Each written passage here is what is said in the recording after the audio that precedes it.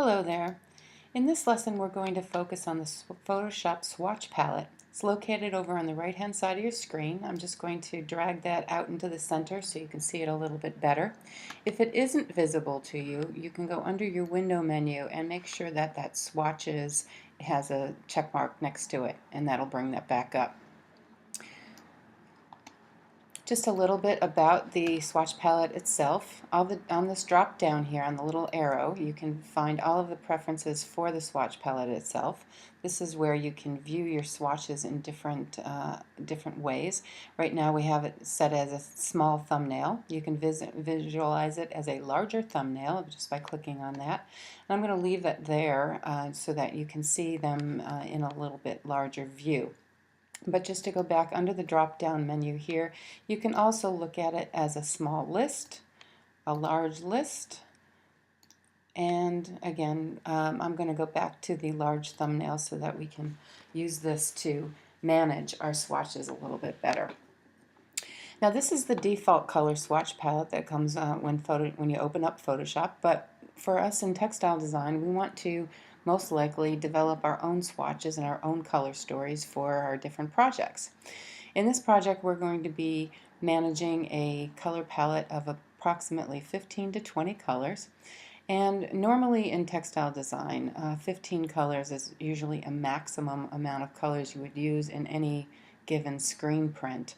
And that's mainly because if we're screen printing, each screen costs money, and depending upon the availability and the maximum numbers of screens that a manufacturer or textile manufacturer would actually allow, usually 15 is about the maximum that you would want to do. So that's where we're going to stick with that. Again, under the drop down here, you can always see that you can reset your swatches. You can load your swatch palette after we've created them, and this is where you would save them as well. The replace swatches is something, a function that you would use when you have created your own swatch palette and you want to replace the default with your own swatches or with any other swatches that might be there. If you look down here, there's all different color systems that are available within Photoshop. You see you have the Pantone, different types of Pantone swatches, and you see if I click on this, it's going to ask me if I want to replace the current color swatches with the swatches from Pantone. I can either replace them or I can append them, and if I append them, it's going to add those colors to this screen. So I'm going to just do that so you can see what happens. It adds the Pantone system down below the normal default color swatches available in Photoshop. To reset those, I'm going to click down under that drop down arrow one more time and go to where it says reset swatches, and it's going to replace the current color swatches with the default colors. I'm just going to say OK. And here we go, back to our default color palette. Now for us in textile design, as I said, we most likely want to develop our own color stories for a particular season or for a particular client or a trend. Depending upon the different projects that we're working on, you would have different reasons to create seasonal color palettes or customer specific color palettes. So there's a few ways that we can eliminate the swatches that are here and clear them out so that we can put our own colors in. And the first one is if you hold the Alt key or the Option key on the Mac and you put your cursor over any given one of the swatches here, you see that it becomes a little scissor. And if I click on those, I'm going to be deleting those swatches. And I just keep clicking and I can eliminate those swatches, or I can eliminate any specific swatch that I might want to use. Again, by holding the Alt or the Option key on your keyboard, hold it over the specific color that you want to eliminate and then just click on it, and you can see that it eliminates those swatches. Another way that you can actually eliminate the swatches is again going under the default, the drop down here, and if you go to where it says Preset Manager, you can see that you have a preset type here, and we're going to use that for our swatches. And if you click on the first swatch here, and I hold my shift key down, and I click on the last swatch, it selects all of the swatches within that palette. And I can also simply go over here to the delete key, and I can eliminate all of those. And if I click done, you can see that I now have a nice, clean, blank palette to work with. Now there's different ways of us actually putting in new colors within the swatch palette. The first way is to use the foreground color and simply add them in that way. I'm going to switch to the default black and white here on our color palette, on our toolbox rather. And you can see that if I click on that foreground color, my color picker will come up, and I can simply use this button here to add to swatches, and the color swatch dialog box comes up.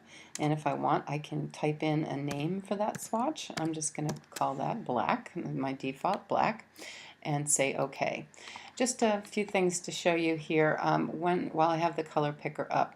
This black here is in RGB code 000. That on any CAD system, a pure black is always 000, and that represents the absence of any color.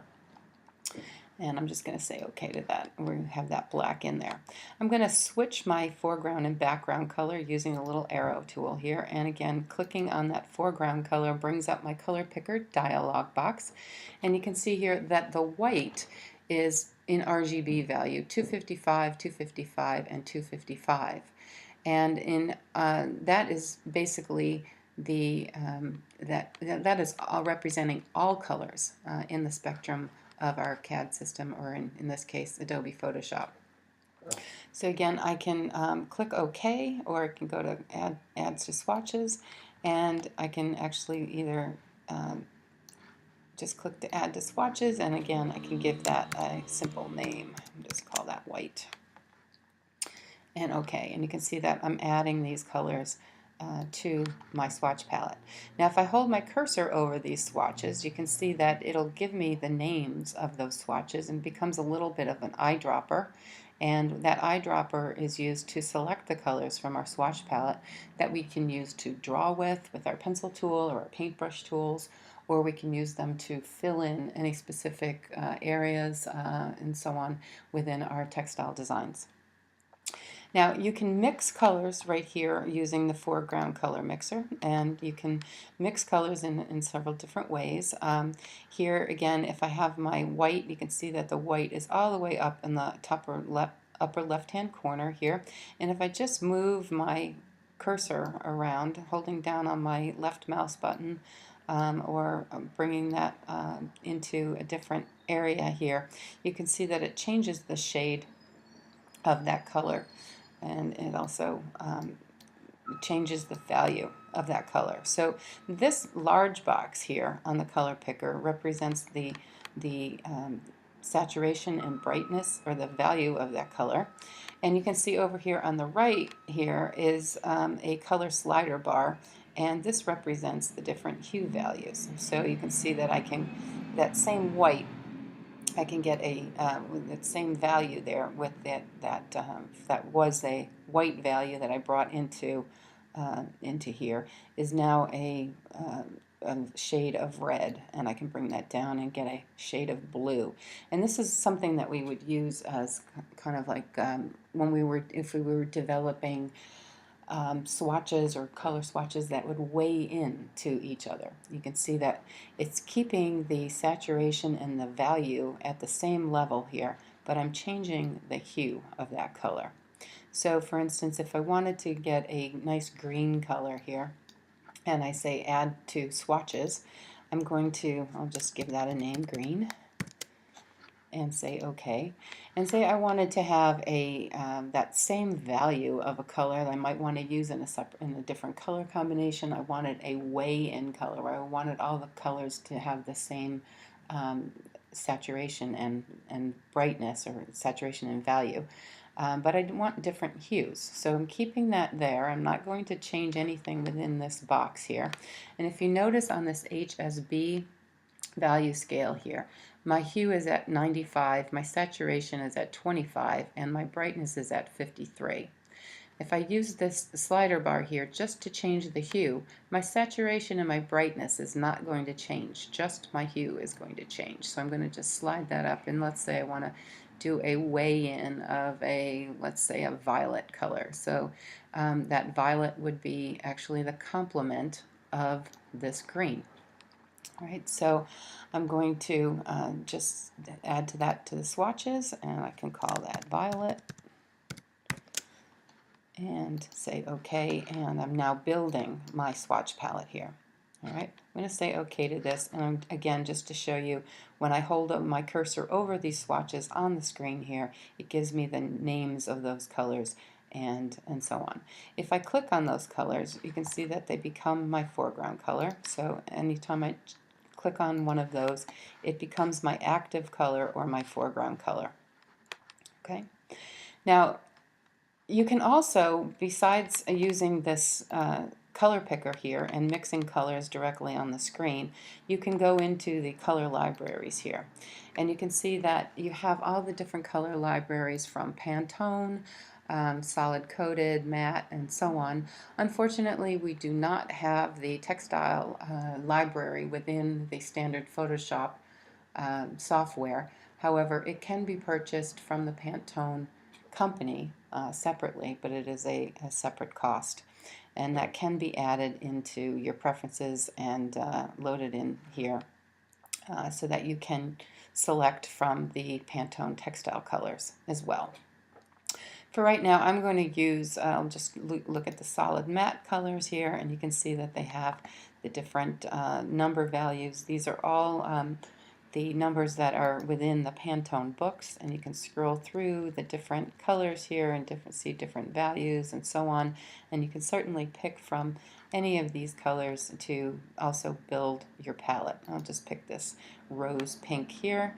Again, I'm going to say OK, and you see that becomes my foreground color, and if I go to that again, I can actually add that to my, if I click on the picker there, I'm going to add that to my swatches. All right, and I can give that a name, and it'll be added to my swatch palette. Okay. Excuse me. I'm just going to say OK one more time here, and you can see that I'm starting to build my palette. Now, this is how you would mix colors on the screen, and again, you can explore all these different types of color libraries, and you can certainly scroll through any of the Pantone libraries or any of the other color systems that are available within Photoshop to build your palettes. The other way that we can bring in color is either from our concept boards that we might have created. We can go to WGSN or the Doniger service, trend forecasting services, any of those things that are available to us through the digital libraries at FIT or any other source, and we can select colors or images for those colors. I'm just going to click on my color inspiration folder here, and you can see that I have a few palettes within there that I'm going to use to build. All right, so under my file menu, I'm just going to open up a file, and again, I'll just go to my desktop here, and I'm going to pick out my color folder.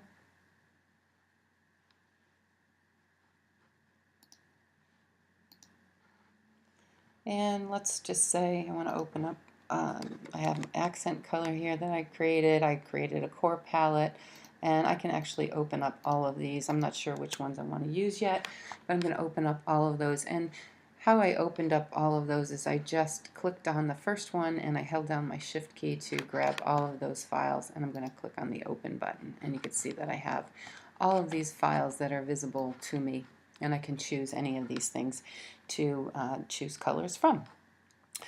I'm going to want to see all of them together, so under my Arrange Documents list here, I'm going to just have these documents so that I can see them all together, and I can then use these different resources to create my color palette. So up here is my fashion color palette, and this is the palette that I'm going to want to use for my project.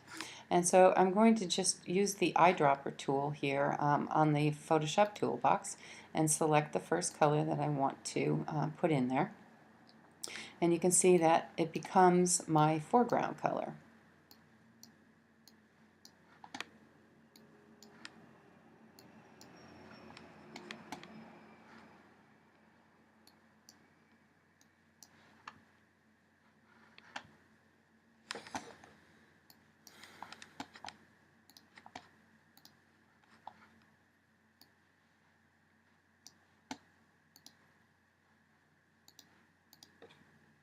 Okay, so it becomes my foreground color, and I can add this to my swatch palette. If you can see now, once that's in my foreground color here, if I hold my cursor over my swatch palette, it becomes a little paint bucket, and if I just simply click on that, it brings up my color swatch name box. And again, I can either give that a Pantone number. You can see, because I received this, or downloaded this from WGSN, I have the Pantone textile reference number in there. If I want, I can give that my Pantone number, or I can give it a name, however I want to do that. Sometimes you may want to reference the Pantone numbers if you need to store those or specifically reference those to a printer, to a manufacturer that's going to be actually creating the textile fabric for you. You might want to need to have those Pantone numbers there to communicate that specific color reference. Okay, so I've just added that violet, and again I can just keep clicking on these things, and whatever my foreground color is, I can add it to there, and it will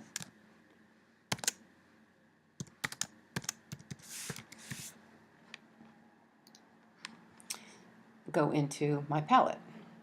Right? If I want to eliminate a color, if I hold my cursor over a particular color, and again just hold my Alt key down, you see that it becomes a little scissor, and I can maybe want to replace that violet with this violet, and so there I can just more specifically manage my palette that way. Okay, and possibly I want to replace the green or whatever. I can mix the colors however I want within my palette. All right, so I'm just going to go through here and add a few different colors.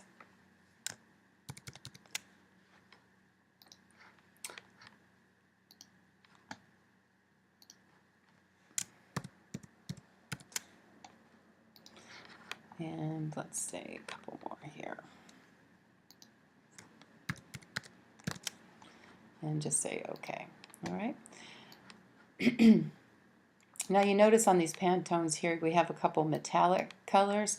Those are basically obtained by using gradients, which we'll get into a little bit later. But if I selected that color, it's only going to give me part of a shade of these colors. It's not going to give me the entire gradient. If I wanted to make a gradient, I certainly could make a gradient, but I cannot save that in my swatch palette within Photoshop like I would as if I would if I were using it in Illustrator. You're not able to save gradients within Photoshop.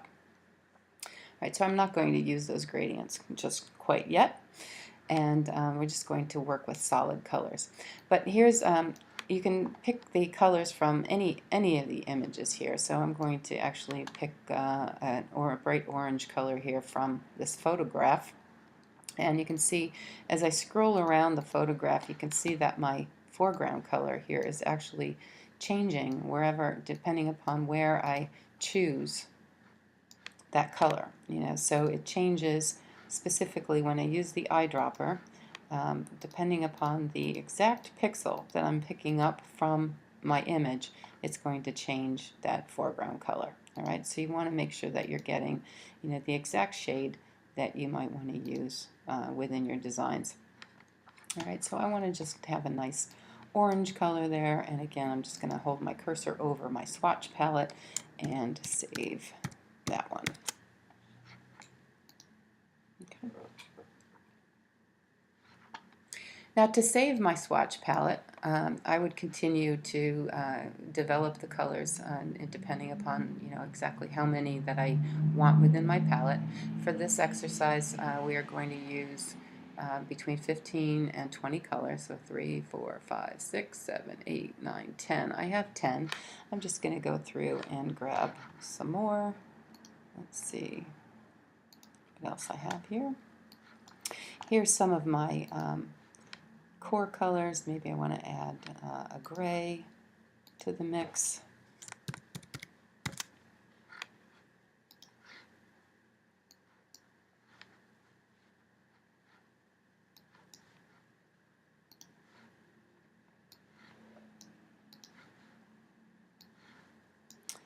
And maybe a beige.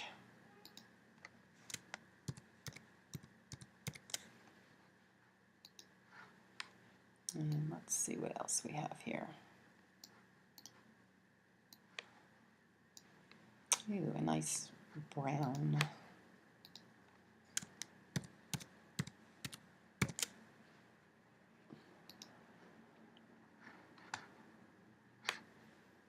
Actually, I don't like that one. Again, I'm going to click on my Alt key. I'm going to eliminate that one. I'm going to pick up the brown here.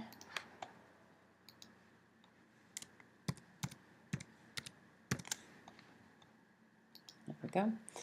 And I can keep going and add as many colors as I want.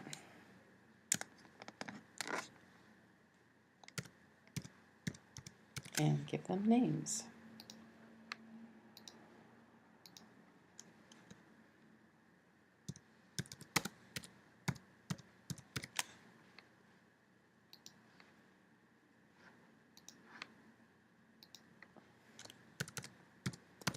So I have some nice neutrals here. I have a few bright colors, and I think I have a nice palette of a bunch of different mixtures within the colors. Again, you can go back in and change them as you wish. However you want to do that, it's totally up to you. You can again mix your colors within the seasons, from different color resources. They do not all have to be from the same resource. It's your palette, and it should be specific to your tastes and your designs. I'm just going to add that navy in there. And so I have some what we call our core colors. I have some fashion colors, and I have some things that I just personally liked from some different images. I actually love these different shades of reds and oranges within this here. I'm going to just get a nice dark red. And I think that's pretty good. Let's see how many we have. 1, 2, 3, 4, 5, 6, 7, 8, 9, 10, 11, 12, 13, 14, 15, 16, 17, 18. Perfect. I could add a couple more if I like, but we're going to save it for now and use what we have here. To save my palette, I'm going to use this drop-down menu here again. I'm going to go back and use my Move tool, click on my drop-down palette here, and go to where it says Save Swatches. And I can give my swatches a name. And I would just call that Project 2. You can give it whatever name you want.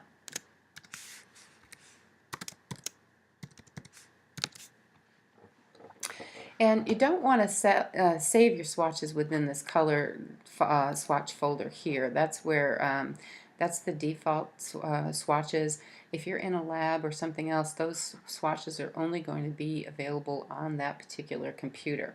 If you're using your own home computer or something, then if you would like to use it, that's fine. But this is native to whatever computer you're on. So what I suggest that you do is to have a specific folder that you keep for your colors, and I'm going to keep mine in my color inspiration, and I'm going to just say save. And you can see that when I save these colors, they're saved in the ACO file format. That stands for Adobe Color, and this is where I would save my swatches, and I can open them from this window as well. I'm not going to be able to open my swatches through the regular Photoshop file menu. I need to open up my color swatches through this swatch dialog box here. Alright, so again I'm going to click on that drop down and save swatches, and I did give it project 2 ACO. You can see that it has a .aco. You do not need to put in that .aco, and I strongly suggest you don't. It'll automatically give it that ACO extension, and just save, and it's going to ask me if I want to replace those. I'm just saving over those same colors. Alright, and just to show you how to load your swatches in, under the drop down here I'm going to reset my swatches, and I'm going to just say OK, and you can see that I get my default color swatches back. Right? Now in order for me to just put in the colors that I want to use for my design work, I'm going to use the drop down menu, and I'm going to go where it says replace swatches, and it's going to replace the colors that I just created, or my swatch palette, any swatch palette that I've created, and it's going to replace them with the swatches that are there already. So I'm going to go down to where it says my project 2 colors and open, and you can see that it replaced those default colors with my swatches. Okay. If I were to go to where it says load swatches here, I could load those swatches, but it's going to load the swatches and it's going to add them to the window. So now I have 2 sets of my colors, all right? And we can't undo this kind of thing here. So I would have to go back in, reset my swatches, and then replace my swatches with just my colors. Okay. When you're saving a file, the swatches, the active swatches that you have open is also going to save with that file, but you need to save your colors separately from any files that you're saving as well. Alright, so just because you've saved a file doesn't necessarily mean you've saved the swatches separately. So under your file, just go to save as, and I'm just saving that, my photo reference, and I'm going to replace it and just say OK. Alright, so there you have it. That's the idea of making a swatch palette in Adobe Photoshop.